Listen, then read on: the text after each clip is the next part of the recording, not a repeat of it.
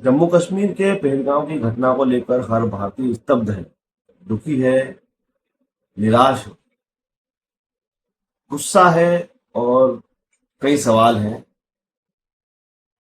4 दिन पहले ही मैं जम्मू कश्मीर की यात्रा से आया हूँ, तो पता चला कि अगले ही दिन वहां लैंडस्लाइड हो गई थी और उसकी वजह से हाईवे बंद हो गई। हमारे साथी बड़े भाई विकास भंडारी, जो सीए हैं मंदसौर के, ये पहलगांव के उसी पॉइंट पर 4 दिन पहले जाके आए हैं जहां ये निंदनीय घटना हुई।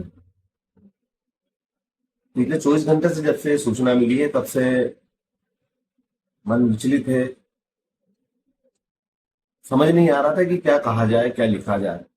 लगा कि जब हम वहां जाकर के आए हैं तो आपसे वो जो दृश्य रहे हैं वहां, तो आपसे शेयर किए जाए, समझा जाए कि आखिर ऐसा क्या है, हम वहां क्यों गए थे। और अब जो हम सोच रहे हैं कि जो घटना स्थल और जो स्थिति रही वहां की, हम वहां से सकुशल आए हैं, क्योंकि उस वक्त किसी प्रकार का कोई डर या घटनाक्रम नहीं हुआ। विकास जी, आप तो पहलगाम के उस पॉइंट पर जाके आए हैं जहां पर ये हमला हुआ है, आपका पूरा ग्रुप वहां गया था।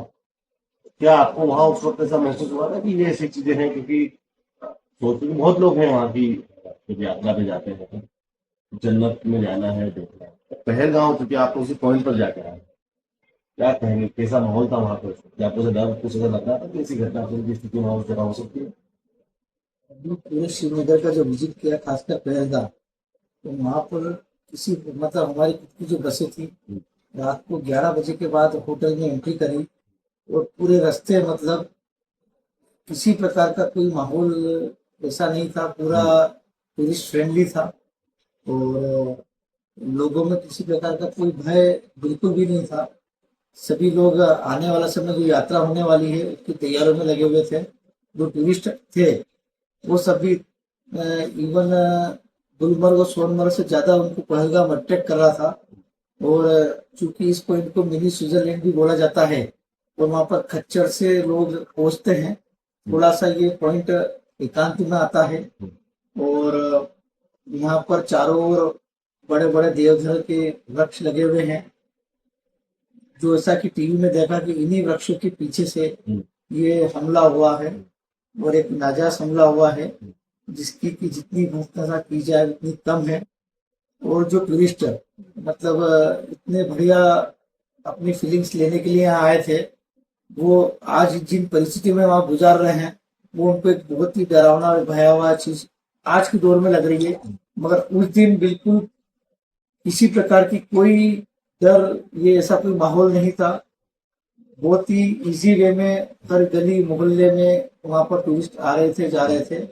और ये 4 दिनों के इस घटनाक्रम ने वहाँ की पूरी टूरिज्म इंडस्ट्री को चेंज करके रख दिया है। और बहुत ही भयावह जो सीन आए हैं और जिस तरह से बोल बोल की तरह है, मतलब एक हर भारतीय एक शर्मिंदा है कि जो इनके नापाक इरादे हैं, उसकी जितनी कंडम किया जाना चाहिए। और हमारी सरकार और सेना को एक समुचित जवाब इनको दिया जाना चाहिए। और हमारे द्वारा भी हर व्यक्ति को, सिर्फ सरकार और सेना का ही काम नहीं है, हर व्यक्ति को भी अपने स्तर पर जितना कंडम करना चाहिए उसको करना चाहिए। जब वहां से आप आए हो, क्योंकि मैं 18 तारीख को वहां से निकला था और कुछ अगले ही दिन 24 घंटे के बाद ही पता चला कि वहां पर लैंडस्लाइड हो गया, रामबान में जो है हाईवे जाम हो गया। तो बहुत से लोग ऐसे थे जो वहां फंस गए थे जाम होने की वजह से। लेकिन जब उसके 2 दिन बाद ये खबर आई कि इस तरह का अटैक हुआ, तो वहां पे चूंकि आप, मेरे ख्याल से लगभग 6 दिन आप रहे हैं वहां, और कुछ और भी ऐसे लोग हैं जो आपको वहां पे कनेक्शन में है और अभी वहां पर फंसे हुए हैं। क्या आपकी उनसे बात हुई किस तरह की, क्या उनका कहना है, वो कैसा महसूस कर रहे हैं, उनको क्या डर है, किस बात का क्या चिंता है?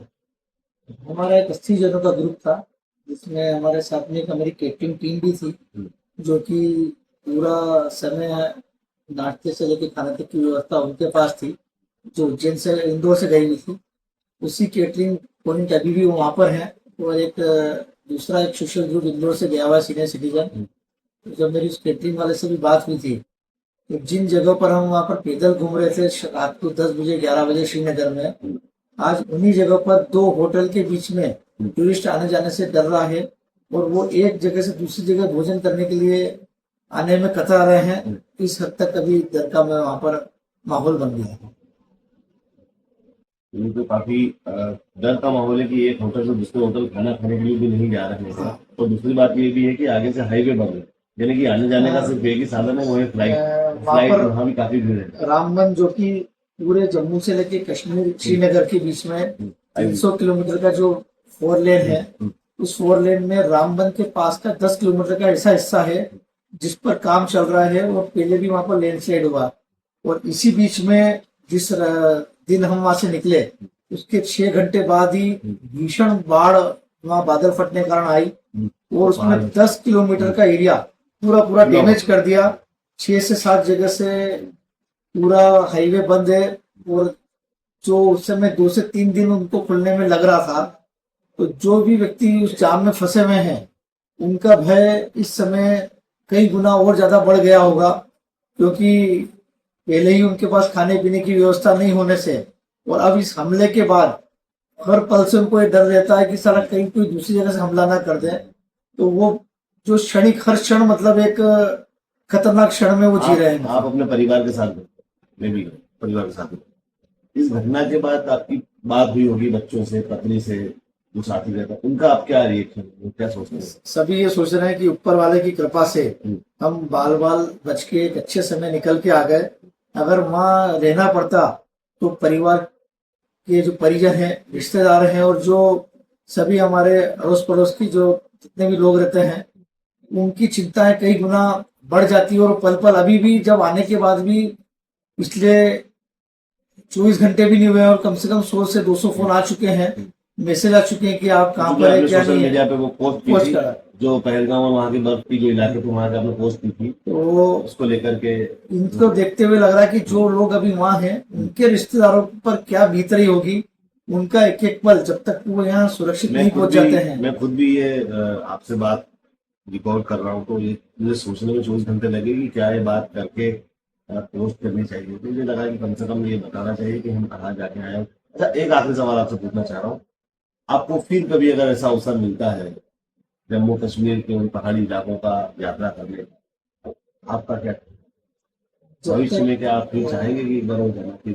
जब तक नॉर्मल कंडीशंस नहीं हो जाती है, अ, जो कि आज की वर्तमान परिस्थिति में तो नहीं कहा जा सकता है, तो उस समय की जैसी जो परिस्थिति रहेगी, मगर फिर भी जाने से पहले एक बार जब डर जरूर लगेगा कि अपन कहाँ जा रहे हैं, तो उस समय की समकालीन परिस्थितियों के आधार पर ही अगला कोई डिसीजन हो अच्छा, पाए। एक महत्वपूर्ण सवाल ये है कि आप चूंकि चार्टर्ड अकाउंटेंट हैं, देश की अर्थव्यवस्था को बहुत अच्छी तरह समझते हैं, और जम्मू कश्मीर में जो पर्यटन की वजह से वहाँ की अर्थव्यवस्था बहुत ज्यादा मजबूत है, और अगर मान लो जिस तरह से बॉयकॉट का माहौल सोशल मीडिया में भी चल रहा है कि जम्मू कश्मीर घूमना जरूरी नहीं है, जाना नहीं चाहिए, तो अर्थव्यवस्था के दृष्टिकोण और जम्मू कश्मीर के दृष्टिकोण से आपका जो नॉलेज है वो क्या कहता है, क्या करना है? जितना भी जम्मू कश्मीर का युवा जो आज से 3 साल 4 साल पहले पत्थर फेंकने में लगा हुआ था, 500 रुपए लेके जो इनसे भी है, आज वहाँ का पूरा युवा और पूरे जो इंडस्ट्री है, पूरी टूरिज्म पर खच्चर से लेके गाड़ियों तक रील बनाने का एक बहुत बड़ा उद्योग वहाँ पर चालू हो चुका है। तो उन सब पर जबरदस्त मार इस घटना के बाद जरूर पड़ेगी। और अब उसके क्या इम्पैक्ट आएंगे, पॉजिटिव आएंगे, नेगेटिव आएंगे। नेगेटिव इम्पैक्ट ये हो सकता है कि यात्रा न होने के कारण जो बेरोजगारी आए, तो कहीं दुश्मन देश वापस उनको पत्थर उनके हाथों में तो नहीं पहुंचाएगा।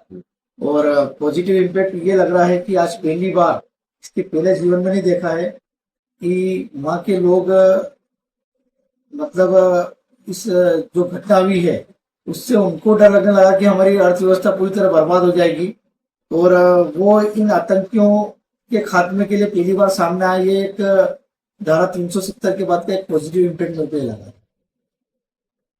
तो कहने को तो बहुत है, बातें बहुत है, लेकिन पहलगाम के हमले के बाद जो लोग वहां से समय पर निकल कर आ गए वो अपने आप को सकुशल मान रहे हैं, भाग्यशाली मान रहे हैं। लेकिन प्रार्थना उन लोगों के लिए है, दिलासा उन लोगों के लिए जो वहां पर होटलों में, गेस्ट हाउस में, या जहां पर फंसे हुए, हाईवे पर फंसे, जाम में फंसे हुए। उम्मीद करेंगे आप इस घटना से कुछ सीखेंगे, समझेंगे। लेकिन ये कायराना हरकत है, इसको लेकर पूरे देश में चहुओर विरोध की लहर है, और सरकार से अब सभी की उम्मीद है कि सरकार इसका मुंह तोड़ जवाब देगी। ख्याल रखिएगा।